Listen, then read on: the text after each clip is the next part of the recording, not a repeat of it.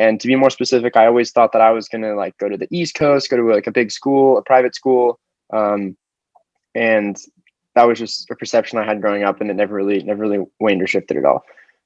Moving on, when I was a senior in high school, after applications rolled out, I got my decisions.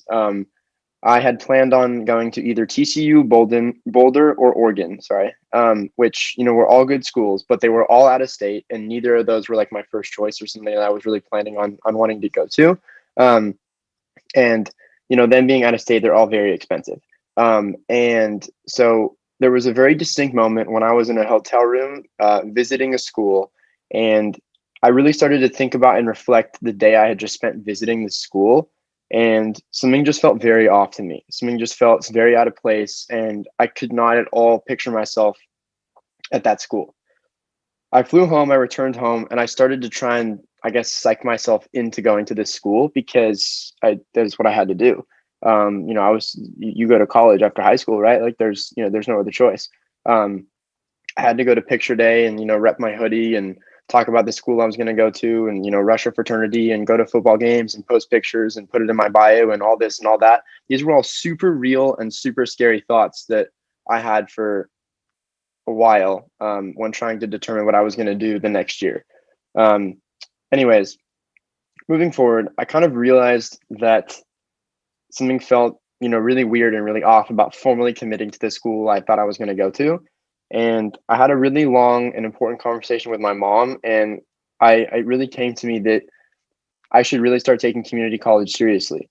If I'm going to be really honest with you guys, I think I always thought I was above that. I thought I was too smart for that. I was too gifted for that. I had, too much of a certain trajectory and certain expectations in my household that I was just never going to do that.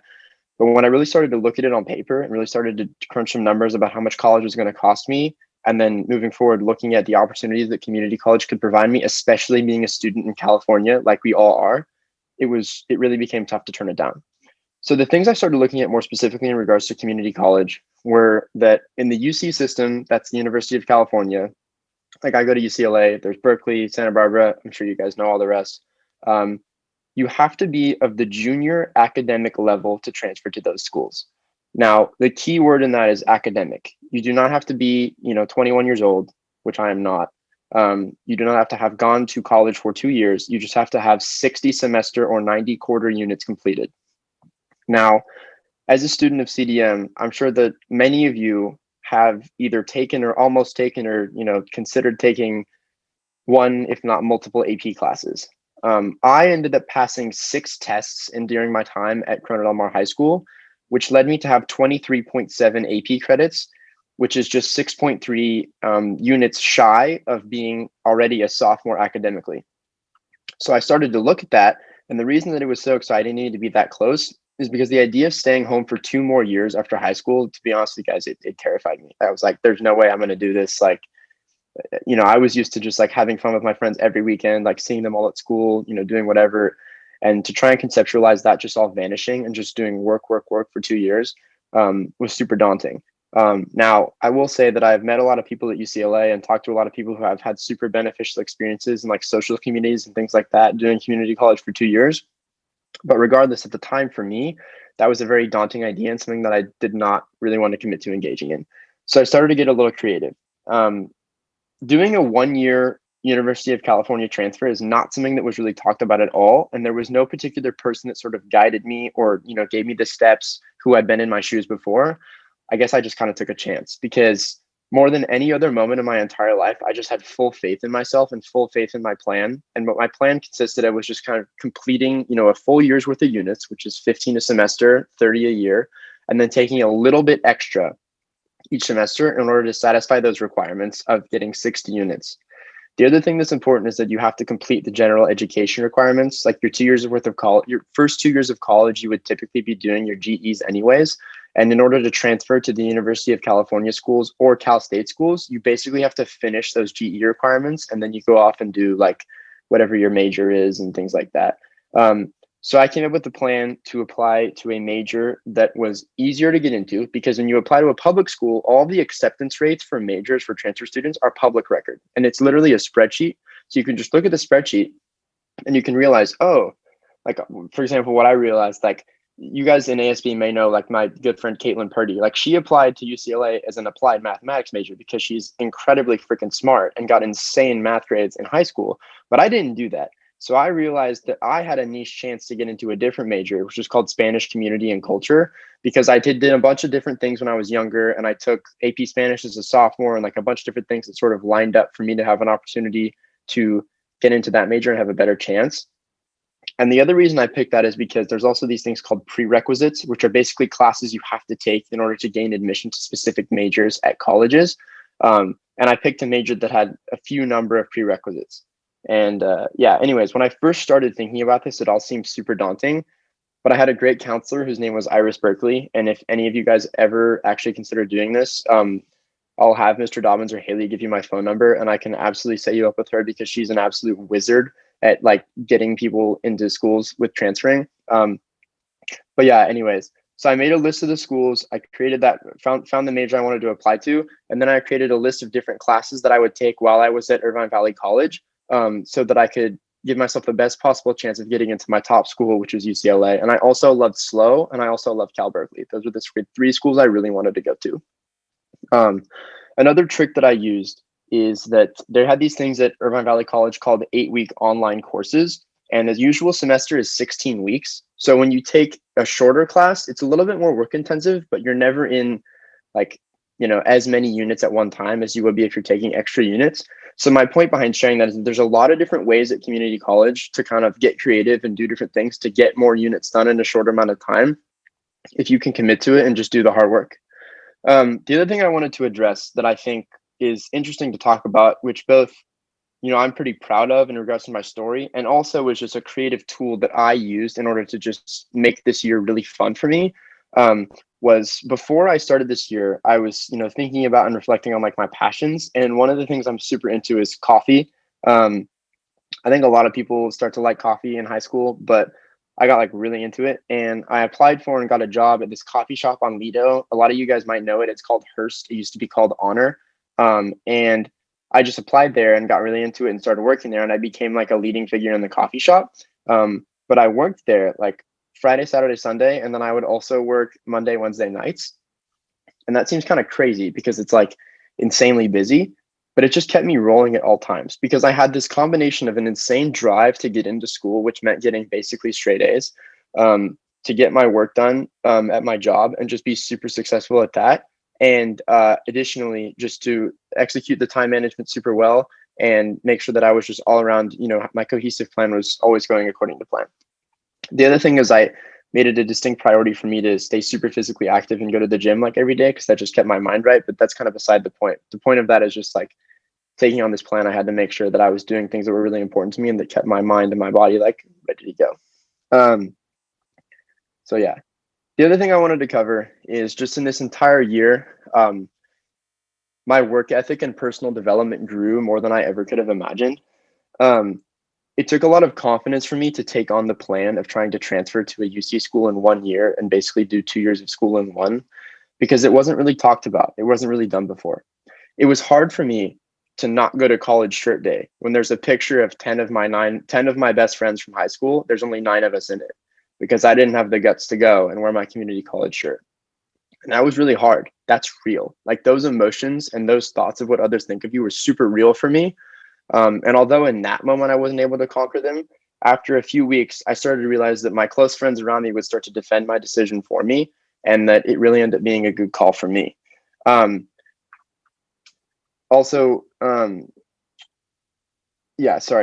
else that happened, I think that I realized, which didn't really happen for me in high school, is in high school, I think I sort of felt that I was chasing getting into schools that everyone else wanted me to get into. And I didn't really have a super strong sense of personal direction or have a super strong sense of why I really wanted to go to those schools, which led me to kind of try and, do the minimum, take shortcuts, things like that.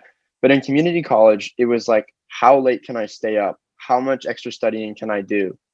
How many hours at my job can I take on per week? And I think that's something that never would have happened and something that was super crucial for my maturity. Something that was super crucial for my maturity that would not have happened if I went straight off to school. And that's not to say that everyone has to do that, but I think I found, by doing some reflecting, I found that for me personally, that was a super good call and really made all the difference. lastly, the thing I wanted to address that kind of stemmed out of all of this and really connects the dots is that after this year of hard work and coming up with the plan to do, what ended up being 38 units in 1 year instead of 30, working the job, creating the college application, which is honestly very similar to ones that everyone's already done. For me, it felt like bad luck to just use the same essays that I got denied for the first time. So I did rewrite all my essays, but other than that, it's, pretty straightforward application. Um, but anyway, so after applying to schools and then I ended up getting in, I felt super moved to try and spread the word about this because I didn't know until I looked pretty deep into it and asked a lot of people questions that you actually could transfer to a public school in 1 year, because that's not advertised on any website of the UC schools or Cal States. That's not something that's, a quote unquote option, but it is because it's only credit based. And if you really commit to doing the hard work, you get creative and it's reasonable for you to take it on a 1 year. It's something that's super doable. And if it's not, doing it in 2 years, I still think is completely worth it, because going to community college allows you, especially in the state of California, such a unique opportunity to gain admission to schools that are otherwise much more competitive as a freshman admission. And you can also really take that extra time to reflect and really know exactly where you want to go to college, what you want to get out of it, and why. So those words right there kind of lead into, some of you might have seen it if it's like in my Instagram bio, and a bunch of my friends posted about it. It's this Instagram and website and borderline non-certified nonprofit, if you will, called Wonder Why, which is basically just about promoting what I did because nobody told me that it was a thing to do. And I just want to make it seem like it's really, like a completely normal and smart thing that you can do. It's a platform designed to destigmatize community college and to guide students towards transfer success. And it really helped me be much more, or the tools that I can teach in there are things that help me be so much more knowledgeable about the process. And throughout this year, I've even helped some of my friends, who are stuck or out of place at their schools, and, have them come back to community college, help guide them and do the transfer process. And overall, I know that was super jumbled. To be honest with you, the Zoom thing is like kind of weird, even though I spend way too much time on Zoom in my classes as I'm sure all you guys can relate to. But what I really want to hammer home before I answer any questions, if there are, is just that the emotions that you feel about going right to a 4-year college, like those are real. And and part of the reasons for those is because in today's society, like you do need a degree for a lot of jobs, and a lot of that is valid. But also a lot of that is these falsified societal expectations, especially where we all grew up, that you have to go to a college, you have to go to a name brand college, and you have to go right away. When I started to look at that, I realized, well, geez, David, you're going to be 150K in debt. You're going to graduate from a school that you didn't really want to go to. Is it really worth that one Instagram picture that you're going to post with your friends when you go to college for the first time? And I can tell you now, as a UCLA student with a bunch of friends who live an hour away from home, and I get to make fun of all my best friends who are freezing right now at other parts of the country because I live in sunny Los Angeles and complain when it's 58 degrees outside. It's beyond worth it. So I hope that made some sort of sense. I apologize, that was really jumbled, and I'm happy to answer any questions that I can. That was great, dude. Thank you. I have a couple that I wrote down, so I'll go to the audience first, and then I'll read a couple. Asher, go ahead. Hey, Dave, as dumb as it sounds, I think a lot of kids are really worried about the community college path just because they fear like missing out on social stuff and like all their friends leaving them and kind of being stuck in a city without anyone they're close with. Can you talk about that experience for you a little bit? Absolutely, Ash. And I don't think that's dumb at all. I think those are super valid emotions because a couple things. First of all, when you're in high school, I personally had super great friends at CDM, and I had an insane amount of fun. And it was really scary for me to imagine without that, or what it would be like without that. So there's a couple things I would say about that. The first thing is that a lot of people who go to community college for 2 years, especially during non-pandemic times, are able to establish a social circle through classes and joining clubs and things like that. But that wasn't the way that I went about it. I went about it by staying in touch with my friends and really just focusing on one thing, because when I really kind of mapped it out, it wasn't that long. Like, I started school at the beginning of September, and I just kind of accepted the fact that I was going to have a socially different life than I did before. And I determined that that was worth it because I was trying to picture myself after college. So I guess what I would say to you also, Ash, is like, when you think about, I guess the way I really thought about it, to be completely honest, is that the social aspect of this year will not be my best social year ever, but I won't have to deal with the consequences of making a front loading decision when I graduate from college. Because I think the primary goal of college is that you don't want it to be the kind of decision that's an end.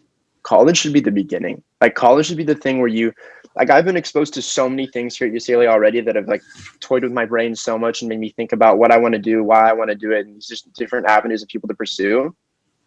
And although going to community college was for me, like I didn't make a ton of friends there. I didn't, go to anything. Like I didn't have any social events or anything like that. I had some really good friends I visited. I visited Cal Poly SLO, and then the whole coronavirus thing happened. So that kind of derailed other visits I was going to do. But you can visit people, you can meet friends, or ultimately what I can more personally directly connect to and answer is that you can be willing to sacrifice a little bit of your social life for 1 year or 2 years. And in 2 years, I think you're less likely to sacrifice your social life. But in my case, I was willing to sacrifice 1 year of my social life for what I thought would be, an upward swinging motion for the rest of my life. And that's kind of all it came down to. Yeah, well said. The only thing I would add, not that this is about me, but just jumped out to me, Asher, is change is hard and going against the norm is hard. And one of the positive things of CDM, it's a close-knit community, right? And you grew up with a lot of the same kids, especially at a 7 through 12 school. So then doing something different than everyone is kind of weird. So I get your feelings about that too. And then like having to reestablish, like David said, like junior colleges isn't really about like, it's not the same feel. So you have to find that social circle from other places. And so it's tough. That's a really, really, really well said, David. Anyone else from the audience, or I can pull up some of the questions that were DM'd to me.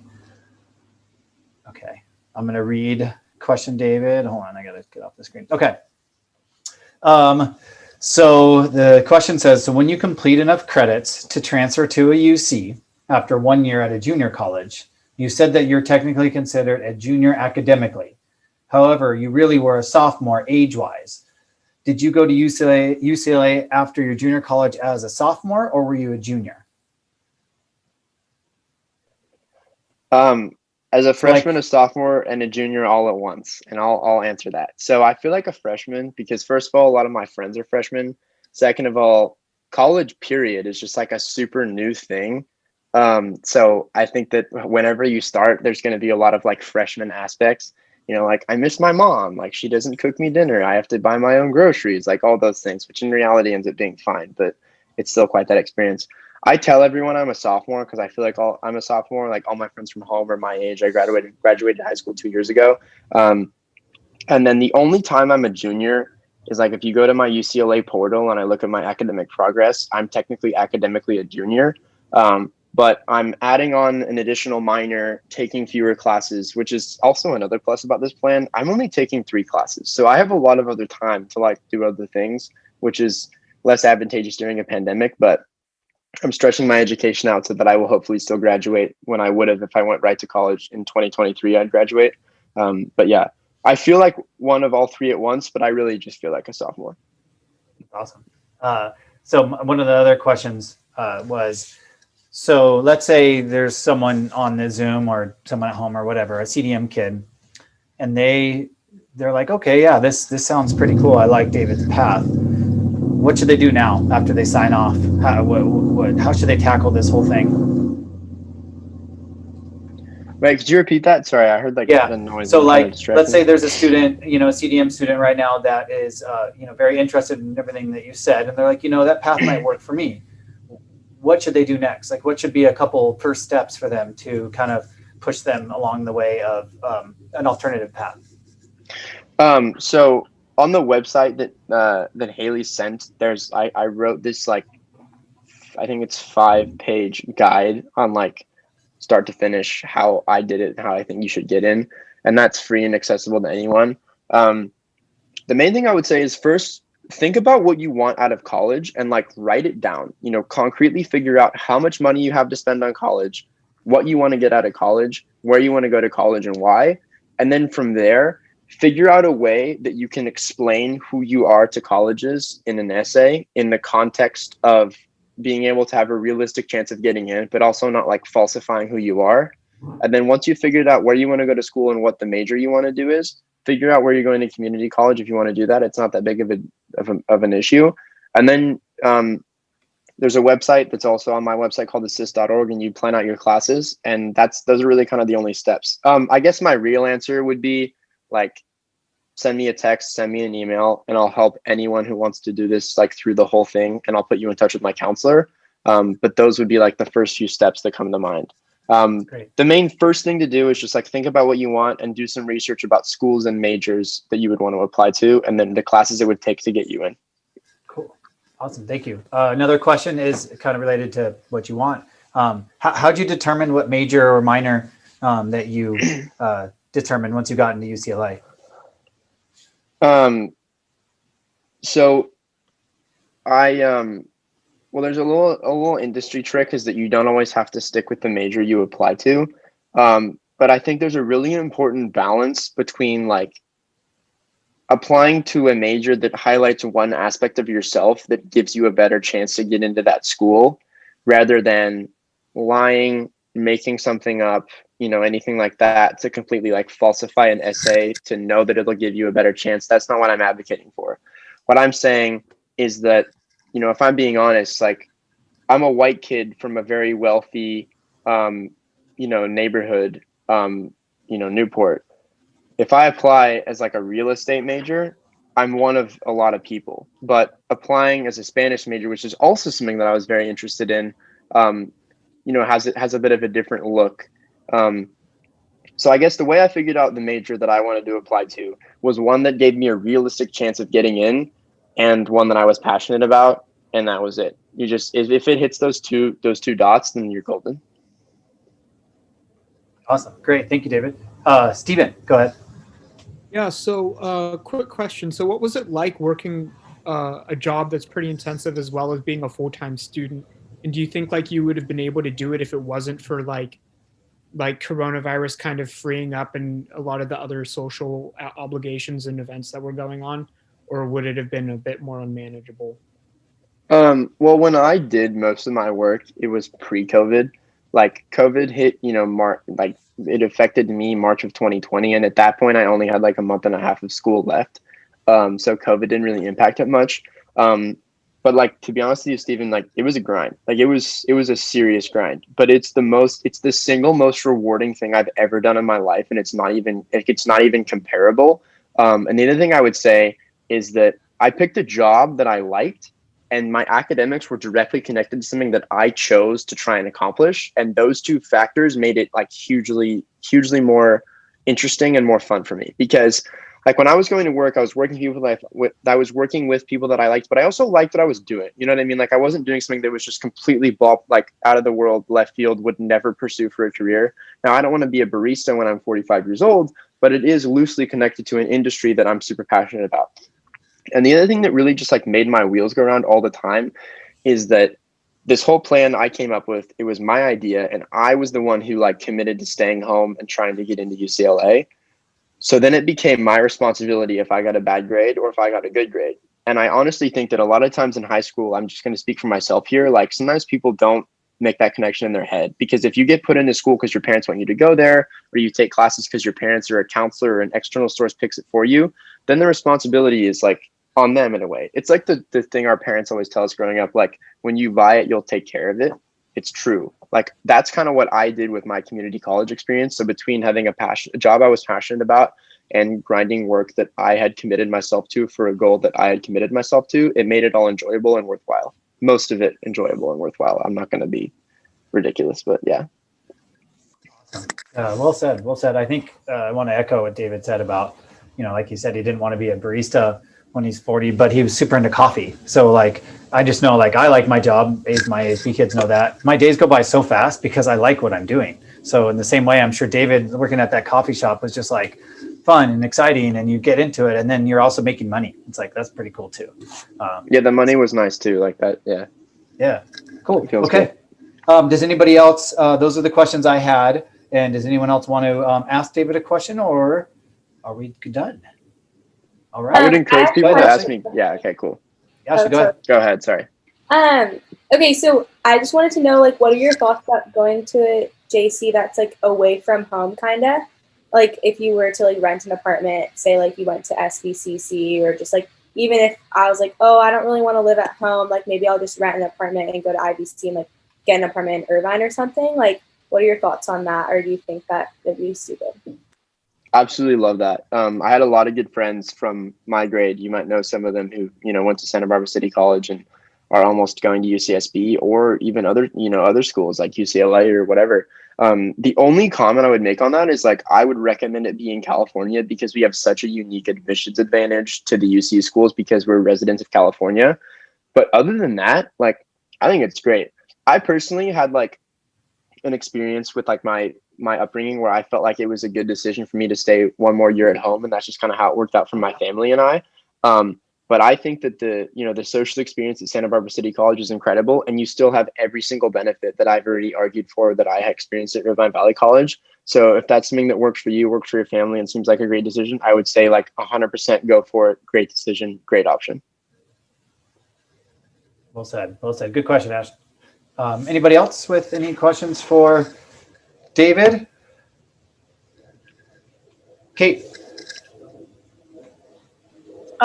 So I just want to ask, like, was it a significant financial advantage going to community and working for a year and then, going to UCLA? Like, yeah. So what was your experience with that? So when I was working, I made like $2,000 a month. And I spent $2,000 a semester, which got reimbursed to me by the government, which has nothing to do with like your socioeconomic status or income or anything. It's just like a very well government funded program, community colleges. And I now pay $6,300 a quarter plus rent. But if I would have gone originally to school, I would have already spent my entire college fund and about $40,000 more until this moment when I'm like in the green. I'm positive I've made money since I originally made this decision. So if that gives you an idea, it's like not even comparable how much more financially advantageous it was for me, because UCLA is a much better return on my investment than the other schools I would have gone to, which has nothing to do with like the other schools not being great schools. It's just that for me, I got to stay in state, and UCLA does carry a little bit more weight of the name brand if it's a school that fits for you. So financially, going to an in-state school versus an out-of-state school is not even comparable. And community college is a great way to still get educated and still go to class and still give yourself the opportunity to transfer if you want to, while saving an incredible amount of money. Awesome. Well said. Well said. Ashley, Zyper got another one. Hi, sorry, I have another question. I'll stop after this. But I was just wondering, like, a lot of the times, like, a lot of people are like, oh, like, you didn't get into this school because you probably, like, not to say, like, you're not smart enough to, like, do well there, but, like, oh, like, you probably just, like, wouldn't be successful going there if you didn't actually get in the first place. You know what I mean? Like, I was just wondering, do you think that, like, being at UCLA after going to JC for a year, like, are you being successful? Like, do you feel like it's a little bit over your head, or do you think that you totally, like, it's totally manageable and you think that, like, the academics are totally manageable for you? That's a really, really good question. And, like, to be honest with you, like, I'm like, I do fine in school, but I'm not like, I have some friends who I live with and some friends from back home who are like significantly more intelligent than me. But I do totally fine. I mean, I'm a sociology major. I'm not like an applied mathematics or a chemistry major, which is a pretty different ballgame, especially at UCLA. But I personally don't feel like the academics are above my head. The other thing is, I think that since being here, I've applied myself here and in community college a lot more than I did in high school.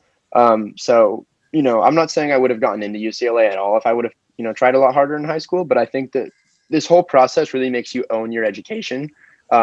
And it makes everything, worthwhile.